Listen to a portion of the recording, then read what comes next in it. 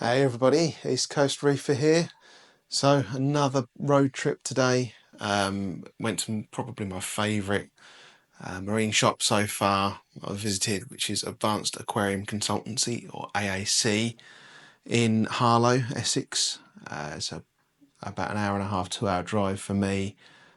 So I headed over there today. Got a box full of new stuff, mostly coral. There's only one fish in there. So I will kind of get this unboxed, get it acclimated, speed all the boring bits up, and then show you what I got. I think that is a blue mycelium chalice. And I'm not really one for zoas, but I saw these Utter Chaos zoas and they looked amazing. So I couldn't help myself. I picked up some zoas as well. Yeah, so this is an Avatar chalice, I believe. I believe that is a Forest Fire Digi. And a gold torch, that one. And this is one of the AAC specials. Call it Lime in the Sky. Yeah, it looked quite nice, so I picked up a frag of that as well. And then a glassfish. No, it's just a packer. And last but no means least, I can't even see it in there, a Midas Blenny. So I'll get all those acclimating. Hopefully I don't overflow anything. Pack this away. I also got a pack of 5 copepods, but that's a bit boring.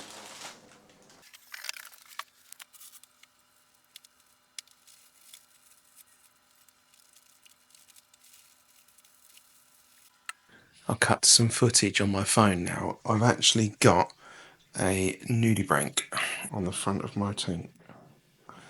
So let's do this like Inception style, where it's a video of a video. So I'll put that footage in when I'm done, and I'm going to get rid of that now, so before it starts eating my LPS.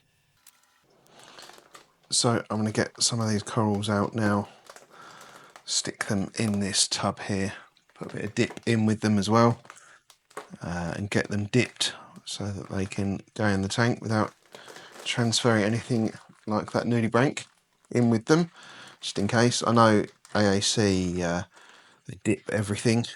I think they dip it because they have a coral farm as well. I think they dip between bringing it into the store from there as well.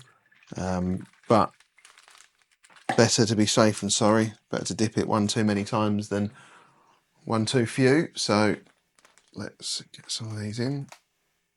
And I know I said in a recent video about torch corals. I think they were on my either top 5 coral mistakes with buying a torch coral. Not because they're not nice to look at. And I think they have a fantastic flow in the tank. They look really good, but I have found them to be a little bit delicate. I think particularly when you're first starting out, they can be really tempting.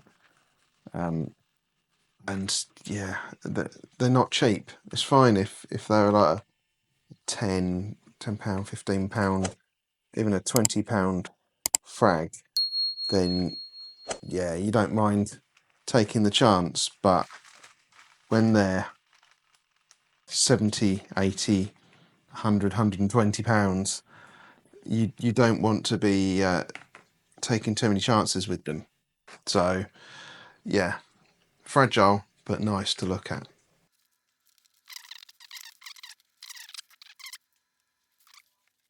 Right, so I know that that container has got almost a litre and a half. I think I actually marked it. Yeah, so it's got a litre and a half in there at the moment.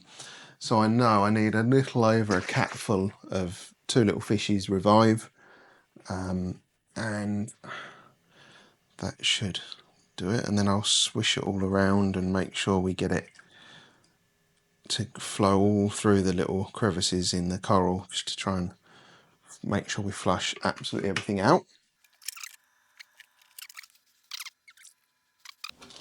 What I'm going to do is get another container ready.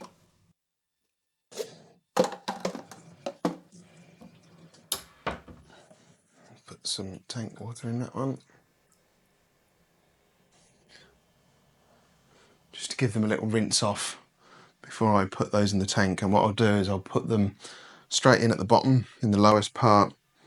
I don't want to, even though some of them are highlight coral, I don't want to put them straight into the light. So I'm going to put them into the lower light area first, let them acclimate a little bit. And then once they've been in a few days or a week or something, then I can look to move them to their final places. With the fish, AAC, they're really good. They told me beforehand, they said, we treat all of our fish tanks, so don't tip your fish, the water from the bag, don't just empty it into the tank. And I do that with all of the coral, fish, everything. I don't put any of that water in the tank. Whilst, you know, you can think, oh, it's only a bit of water. It's a bit less water that I've got to pay to make. You don't know what it's in it. You don't know what kind of condition it is. And for the small amount of water that you gain, it's just not worth it. So I don't tip any water in. What I'll do when I come to let the Midas blenny go is I'll move the camera closer so you can see it swim out.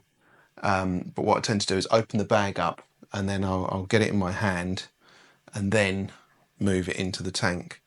The only one I didn't do that with was the fox face, obviously because of the venomous spines. Didn't really fancy that. But everything else, that's how I've transferred them. So I set a timer for 10 minutes because that's the maximum time I wanted them in. But as long as you've given it a really good flush around, you know, it's okay to start pulling them out earlier. So I will start to take these out now.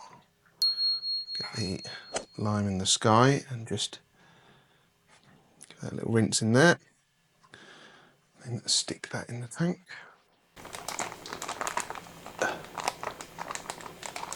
And here we go with the Midas blenny release. So here we are about an hour later. Everything's starting to settle in now. So you can see on the left here, this is the lime in the sky, then Forest Fire Digi, the Utter Chaos Zoas, the Avatar Chalice, the Mycelium Chalice, and the Mixed Gold Torch there. So here we are, it's the end of the day. Tank's gone to a very blue colour. Let me remove the lens and show you. So yeah, really blue now. And everything seems to be settled in just nicely.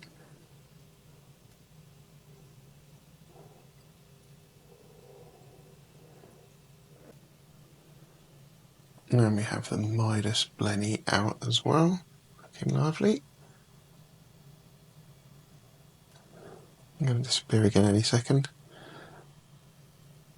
So, if you like this content, if you found it useful, hopefully there's something you're taking away from this, even if it's only that you should go and visit AAC. Yeah, if you like this, please like, share, subscribe, and I'll see you in the next video.